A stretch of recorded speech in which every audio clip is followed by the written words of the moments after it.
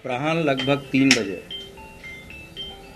मेरठ जनपद के जानी थाना क्षेत्र में भोला की झाल के पास एसटीएफ तथा बदमाशों के बीच मुठभेड़ हुई। ये सूचना थी कि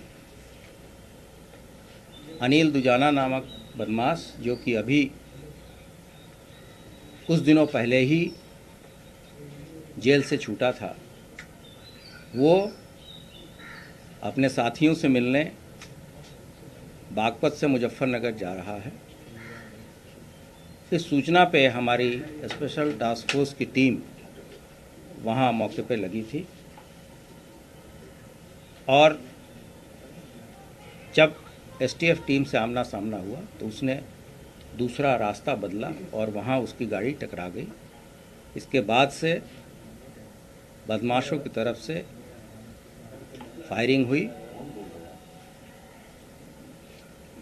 लगभग 15 से 20 राउंड फायर बदमाशों की तरफ से हुई।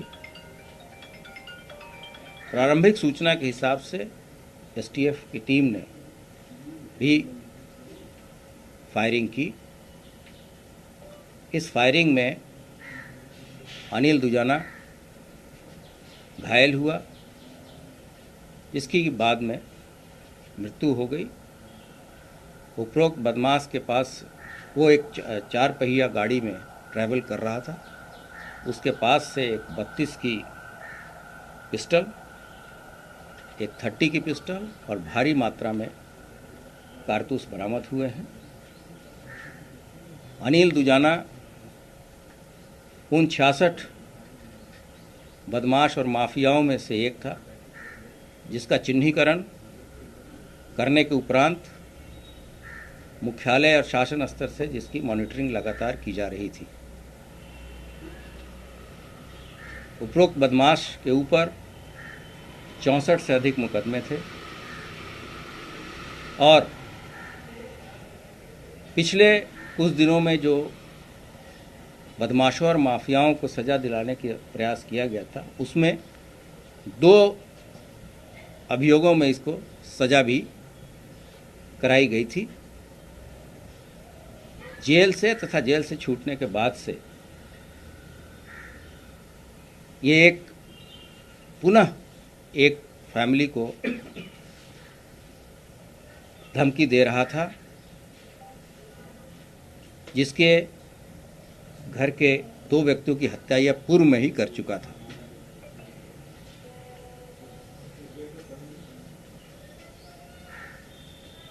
इस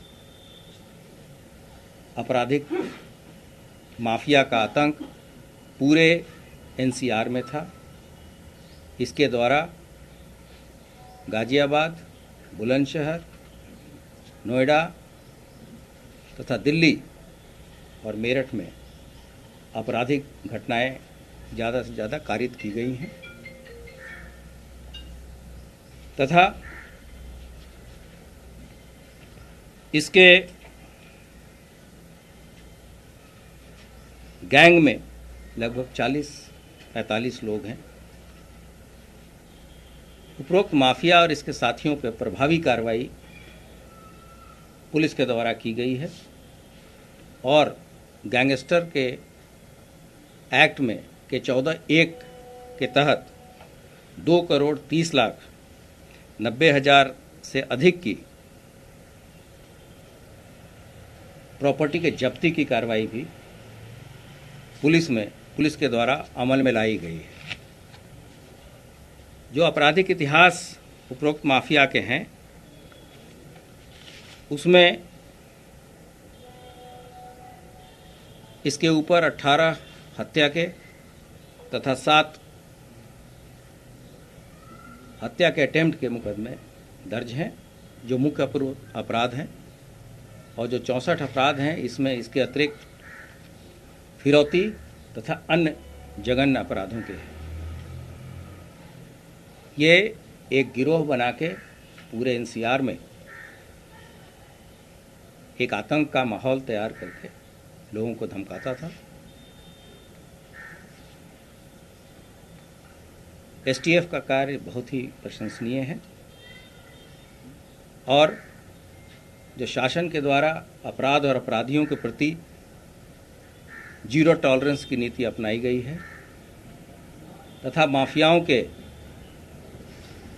आर्थिक साम्राज्य को ध्वस्त करने की जो कार्रवाई चल रही है